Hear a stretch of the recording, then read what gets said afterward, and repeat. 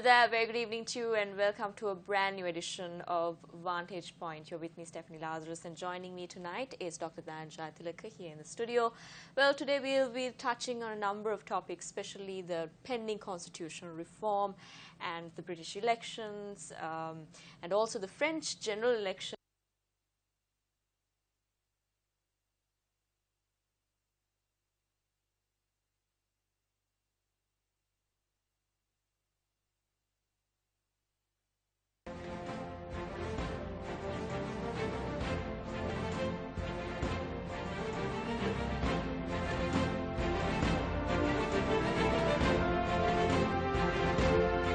Hello there, very good evening to you and welcome to a brand new edition of Vantage Point. You're with me, Stephanie Lazarus, and joining me tonight is Dr. Vantage here in the studio. Well, today we'll be touching on a number of topics, especially the pending constitutional reform and the British elections and also the French general elections. It really took all of us by surprise, especially the British elections, where we thought we had a hunch that during the terrorist attacks that there could be a downturn of support for the governing party, but that's exactly how it turned out to be. Now the governing party is scrambling to form a majority. Well, let's just start off with that. Sure. What do you think about the British elections? Do you think that Theresa May would have stepped down knowing that there is not much of general will or support from the party or from the people of the I can't blame her for not doing so. She sees herself as a Maggie Thatcher light. But Maggie Thatcher had a much better sense of the people's mood. But Theresa May wants to demonstrate some grit. She had said, I got you into this fix, I'll get you out of it. So she's trying to cobble together a government and hold on. So I don't blame her for that, but she ran a very bad campaign. She didn't participate in the TV debates. I mean, that gives a signal of arrogance and avoidance. Either arrogance or cowardice. That was very bad. And the Conservative manifesto was a disaster. The Conservative Party and Theresa May herself expected a bounce after the terrorist outrages in London. But that didn't happen either. And that's a very interesting story because as urban legend has it, Jeremy Corbyn destroyed her law and order argument in 30 seconds flat. The way he did it was this. Now, she came out like any center-right leader would do after a terrorist attack and said, you know, we will defeat the terrorists, I'll change the laws if I have to, we'll fight back, we're not going to be cowed, and so on and so forth. And usually, terrorist attacks help the center-right. But what Jeremy Corbyn did was he took 30 seconds and he said, yeah, right, when you were Home Secretary, you removed 20,000 policemen off the payroll of the British police force. You made it easier for the terrorists. You made us more insecure. So, Jeremy Corbyn was supposed to suffer electorally because he was close to the IRA at one time, and Theresa May thought that she can get him on a kind of soft spot for terrorists or urban guerrillas or whatever, and that she would be manifestly superior on law and order questions, suddenly found that the leader of the opposition reminds the country of her economic policy, which involved cutbacks in public services, which opened holes in the security safety net for the terrorists to strike. Now, there's a big lesson there for any center-right government, and I'm talking about the Sri Lankan government as well, because you probably know, Stephanie, that the British Conservative Party is officially a sister party of the United National Party. The UNP has been a vice president under Prime Minister Wickremesinghe of the International Democratic Union, which is a global organization of center-right parties co-chaired by the US Republicans and the British Conservatives. So these are parties which are likely to slash budgets, as this government has done. As you pointed out last time, disaster management. This government slashed disaster management funds, and then there was a debate in Parliament, I think, on this subject. So Theresa May lost because Jeremy Corbyn was able to focus like a laser beam on the cutbacks that the Conservatives have effected, and seem to be threatening, because in the Conservative manifesto, they seem to say that elderly people, including those suffering from dementia, will be subject to budget cuts. Then Theresa May said, no, no, no, we are going to change that. And then she said, well, we are changing that, but we are not going back on what we said, and it looked silly. Right. So the vulnerability of the government was in terms of socioeconomic inequality, disparity, injustice, austerity measures, and also the youth vote. Because yes, the youth vote. It seems to be Jeremy Corbyn is another UK, Bernie Sanders of the UK. Absolutely. And the strange thing that more sophisticated commentators are talking about is that the youth vote has rallied behind three people who are in their 70s.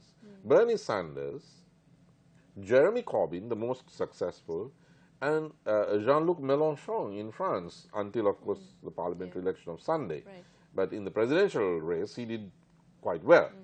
And these guys, they're not like in the advanced 70s, but they're in the 70s. How is it that young people rallied around them? The reason is that these three people have been on the left or the center left, fighting against free market fundamentalism, against neoliberalism, against the wars that their countries have engaged in. Against university cutbacks. And a generation finally arose which related to these relatively old people. So do you think Jeremy Corbyn will have a shot at it maybe in the future? Because you see a lot of old people above the age of 60 really rallying around the Conservatives. There's not much of support. That's a generational divide. The older crowd UK crowd, yes. They've been voting Conservative. And there's this joke in the New Yorker magazine that the Conservative Party accused Jeremy Corbyn of having supported the IRA in the 1970s. And the young voters said, the what? Right. So there's definitely a divide between the two. And let's talk about the role of the United Kingdom in Saudi Arabia, really advocating for the Arab nation. And you saw the Arab nation really cut ties with Qatar recently because of its backing by Iran. Do you think the British government really played a role in striking deals with the Saudi Arabian government? Because we heard a lot of stories of how gifts were given. And there's a lot of support that was given by the United States and the United Kingdom, knowing that most of the terrorist attacks are really originated in Saudi Arabia, and Saudi Arabia really playing a really hypocritical role in that. What's your view? What are your views on that? Well, Stephanie, you've got that one right, because, look, there's a huge power struggle between Saudi Arabia and Iran, and Qatar has been caught in the middle of that. Right. Qatar is relatively more liberal than, I mean, much more liberal than Saudi Arabia. Al Jazeera is based there. So you would have thought that the United States and Britain would have rallied around Qatar because it is more modern and more liberal, but that's not what has happened. What has happened is that the US and the UK have been long-standing supporters of Saudi Arabia, which has fostered and been the source of the Wahhabi or Salafist branch of Islam, which is the more militant one. Over 90% of terrorist acts in the world stem from this Wahhabi/Salafist brand of Islam, which is not backed by the Iranians. The Iranians are fighting that brand of Islam in Syria. It's backed by Saudi Arabia. And the United States and Britain support the Saudis, which is why, coming back to the British election, when Theresa May was talking about terrorism and crushing terrorism and so on, Jeremy Corbyn said, okay, let's start by looking at the very close ties that conservative governments have had with the Saudi government, because we know where this terrorism is inspired from. Right. And the whole Qatar thing is really a byproduct of that. It's possible that there could be a huge war, not necessarily over Qatar, because Qatar is only the byproduct of this rivalry between Saudi Arabia and Iran. And Saudi Arabia is backed by the United States. Israel has been trying to egg the United States into attacking Iran. Because of the nuclear. But Barack Obama stepped back from that brink. President Trump, we don't know. So if there is a war in which the US and Iran are involved, and Saudi Arabia and Iran, there are proxy wars going on anyway in Yemen. There's a proxy war between Saudi Arabia and Iran. Then the whole region, the oil-rich region, will become even more unstable than it is now, with shock waves hitting the world economy and all of us. Right now, as we speak, Iranian-supported militias, which have been fighting the Sunni terrorists in Syria, are being attacked by US Air Force planes. The US has bases in some parts of Syria, which is not their country, and they're telling the Syrian army, look, don't come close because we know you're close to the Iranians and the Iranian-backed militias, which are fighting ISIL. If they come anywhere near the American bases, they get bombed. So you never know when there'll be retaliation and whether the United States forces will be targeted by these militias in retaliation, and whether therefore there will be a war between the US and Iran, at least by proxy, in Syria itself. It's already starting. So we are seated on a powder keg. If you're talking about the US, Saudi, Israel, Iran square of power relations. Well, we also felt the ripple effects of it when Sri Lankans who were coming back to the country couldn't even change the currency back. So certainly the world is feeling the ripple effects of Qatar being banned or Saudi cutting ties with Qatar.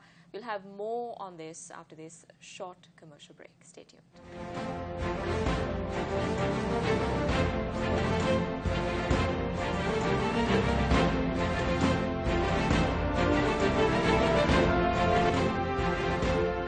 Welcome back. You are watching Vantage Point, and certainly a lot of highlights over the week. One of the biggest highlights is that the reallocation of functions to different ministries. Soon after the cabinet swap happened, you saw a lot of differences and changes and really unreasonable changes in certain ministries. Now, the Ministry of Foreign Affairs is entrusted with taking care of the Lotteries Board. What's really happening there? Well, Stephanie, I'm tempted to turn the show into a kind of Saturday Night Live because it's crazy, it's weird. I can't even imagine what Foreign Minister Lakshman Khadragama would have said if somebody suggested to him or told him that the Foreign Ministry would have the National Lotteries Board attached to it. Is it because the Foreign Minister, current Foreign Minister, was a former Finance Minister and they think that he could handle a Lotteries Board? Well, then keep him in finance. You know, for God's sake. Then don't make him Foreign Minister. If you're making him Foreign Minister, let him do that job and not drag a part of the Finance Ministry along with him. Where's the logic in this? There isn't any. More disturbing was what I read in the Sunday Times, a political column. It was in a blue-tinted box. The subjects and functions transferred to the Foreign Minister. I haven't seen the Gazette, so I don't know whether it's in the Gazette, but the story said it's in the Gazette. One of the subjects is to coordinate or to liaise, one of the two words, with the United Nations over Sri Lanka's national question, by which they mean the ethnic question. I mean, what on earth has the United Nations got to do with the Sri Lanka national question? I mean, there are countries in which the UN has a role where wars are ended in peace settlements underwritten by the UN, and then the UN sends somebody and they put together a constitution or something, or the country has been shattered by war. But that's not Sri Lanka's case. No sovereign country allows the UN to play any kind of role in sorting out their internal ethnic or ethno-regional matters. Now, this subject has been allocated to the foreign minister. What's going on here? When was it decided? Who decided that the UN has anything to do with Sri Lanka's national problem, which is by definition national? How was this sneaked in to the foreign minister's allocation or new allocation of subjects? That to me is far more dangerous. The other thing is just crazy and is laughable, the lotteries thing. But this is something a little more sinister. So diplomats will basically be given the role of having some sort of function at the lotteries board, or how exactly is this going to work out? Because it's a huge question. It's a huge question because I don't think anyone is as qualified to be a part of a lotteries board, or at least have a background in finance, unless you're a businessman who is made a diplomat or something. No, I don't see it. I can't figure it at all. It's like a Rubik's Cube that you can't get right.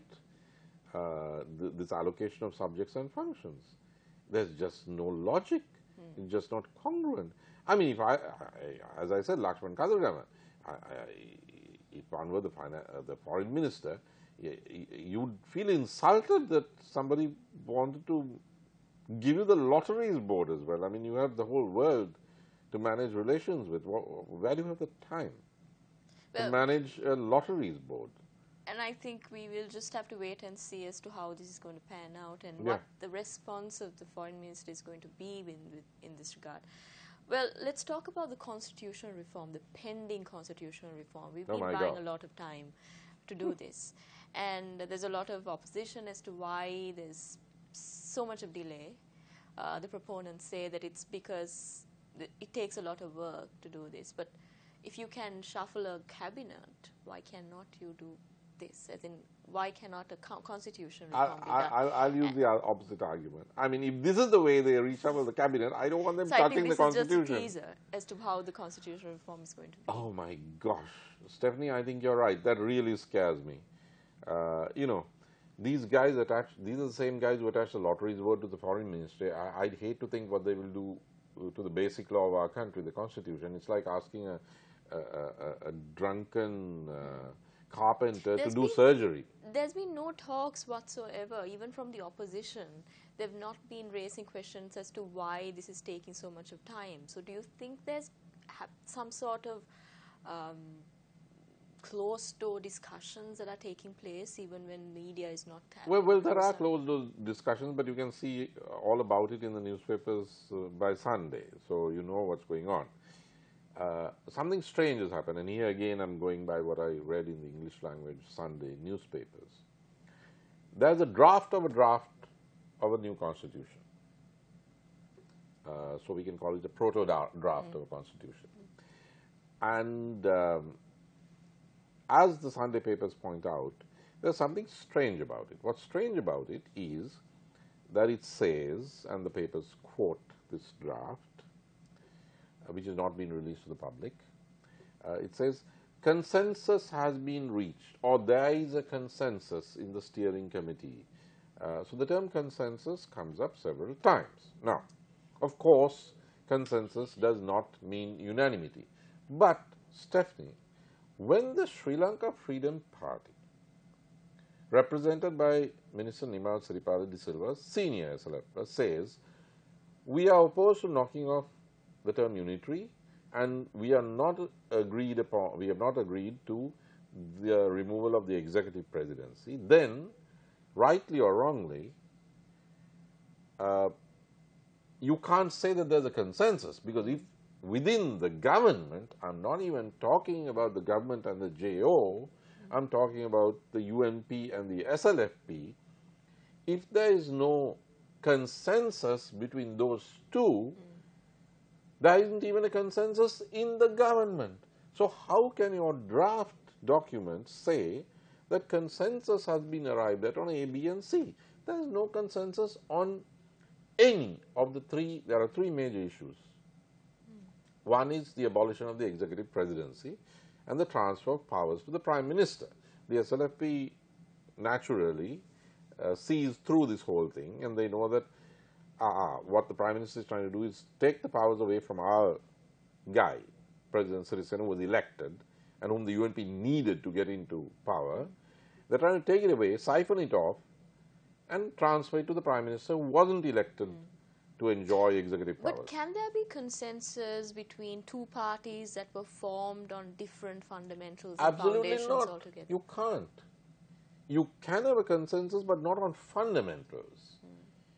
You can arrive at a lower common denominator, but you cannot have a consensus on things as fundamental as the executive presidency. Now, I could make a very good case that the British election, which the Conservatives won by 500,000 votes, but are still dangling by a thread, they can't even form a government, shows that the French model is much better than the British model in terms of stability. I mean, look at France.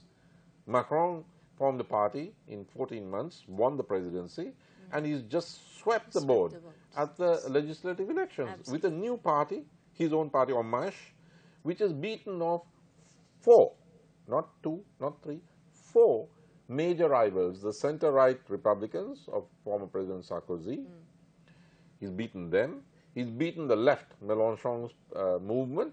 He's beaten the nationalist right, Marine Le Pen. And he's beaten the former governing party, the Socialists. They've all got 18%, 13%, 11%, 7%. Whereas the brand new party, 1-year-old, formed by the president, has got 33%. So will there be an opposition in this case, as in a majority of... Well, yes, I mean, all the others, they will be the opposition. But stability, can you see how stability is guaranteed in the French model? And it's not guaranteed in the Westminster model. Theresa May has still not completed her negotiations with the Protestant DUP of Northern Ireland. There's opposition to that in the country, and there's opposition to that even within the Conservative Party, among Conservative voters. Right. For the first time in living memory, the throne speech, where the Queen announces or proclaims the new policy of the government, the throne speech has been delayed because she can't form the coalition. They don't know what they're going to agree on to present as the policy statement. But in terms of votes, she and her party did win 500,000 votes more than Labour. What kind of system is that? Do we want to go back to that? It's precisely because of that problem that J.R. Jayawardena, as early as 1966, advocated what he called a strong and stable executive free from the whims and fancies of the legislature. Now, over the last week, we have seen back to back the Westminster model and the French presidential model work. But it is important to have a strong legislature, don't you think? Yes. I mean, you have a strong legislature, but not an unstable one. What you have in Britain today is complete instability. Britain can't even negotiate Brexit because the government is so weak. But government was actually planning to have a more French-style modeled constitution. Well, that's what we have in Sri Lanka. The Sri Lankan constitution of 1978 was termed in a book by the legendary political scientist Professor A.J. Wilson as the Gaullist system in Asia. So this is the French model that we have. And why are we trying to trash it and go back to a Westminster model or some modification of that, the working out of which you can see before your very eyes in London now? It just doesn't work as well as the French model, which is why you have a presidential system in the United States and in France and Russia and China and Cuba and Vietnam and, you know, I can go on, Indonesia, Philippines. Why are we doing this? And why is this government, which has managed to take the value of the rupee down from 132 rupees for a dollar in January 2015 to 152 rupees for a dollar now? Why is such a government, which hasn't got its economics right, trying to draft a new constitution? It's like trying to enter the university when you haven't passed your O-levels. Well, we are in the final 10 minutes of the program. We'll be going in for a short commercial break, but when we come back, we'll talk about how the current Minister of Disaster Management has been called to resign by many people, and there's also a petition that's going around, and we'll definitely talk about that when we come back after this short commercial break.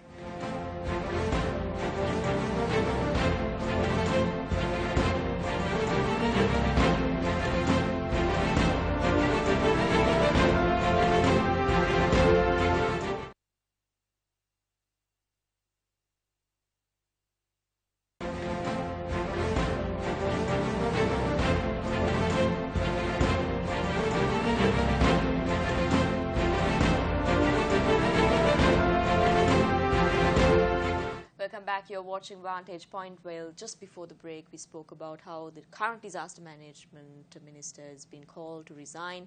There's a petition that's going around calling for Priyadarshini Appa to resign from his post. Well, we've got into this whole system of how if it ain't broken, it doesn't need any fixing. So I think now it's like a wake-up call to all the ministers. But do you think there is a way of recovery after the disaster, and how exactly it was managed by the government?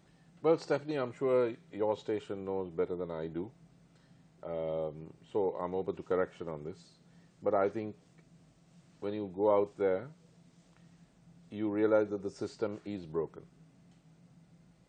The system is broken. One of the reasons is that you don't have the Pradeshia Sabhas, which are the first response usually in a disaster. They've been dissolved. The Pradeshia Sabha guys is not that they're angels, but they know that if they don't respond to the people's needs, then their rival Pradeshia Sabha party will get the vote. So everybody sort of piles in and tries to help, but there are no Pradeshia Sabhas functioning now. They've been dissolved. So that's one problem. Secondly, you don't have a strong opposition. You have a 16-member official opposition and 51 JO guys who are not recognized as the opposition, so the government is not under heavy pressure. And also so there has also been this emergency system that the government over the years have funded for, or at least obtained loans for, that they could have established, and we would have had a proper early warning system if that was established. So there has been a lack of really knowledge in establishing it, and plus, even though technical assistance was provided, there's been a lot of setbacks in that subject. But do you think, if at all, it's just there needs to be a change in the mentality of these Absolutely. You put your finger right on it. It's to do with mentalities, because as you pointed out on the last show, they cut back the budgetary allocations for disaster management, and they did this after disaster last year. Exactly. So it shows a complete lack of social sensitivity. And therefore they are responsible in a way, just as Jeremy Corbyn said that Theresa May was responsible for retrenching 20,000 British policemen. So that's one thing. The other thing is the minister himself. He came back from Mexico, and in Parliament during the debate, he said everything is going well. You know, it's going as well, it went as well as it could have gone, and it's going as well as it can go. There's nothing wrong, everything's fine. I mean, we all saw him saying this on TV. That's the wrong attitude. That shows a complete lack of contact with reality. And he and the government will learn whether it went well when they dare to have that long overdue election. So I think that brings us to the end of this edition of Vantage Point. Thank you very much for joining us, Dr. Jayathilaka. Thank you very much for joining us as well. You can post us your comments. You can send us your views to Newsfirst.lk if you have any, and we'll make sure that we feature them on the program. This is Stephanie Lazarus. We'll meet you next fortnight.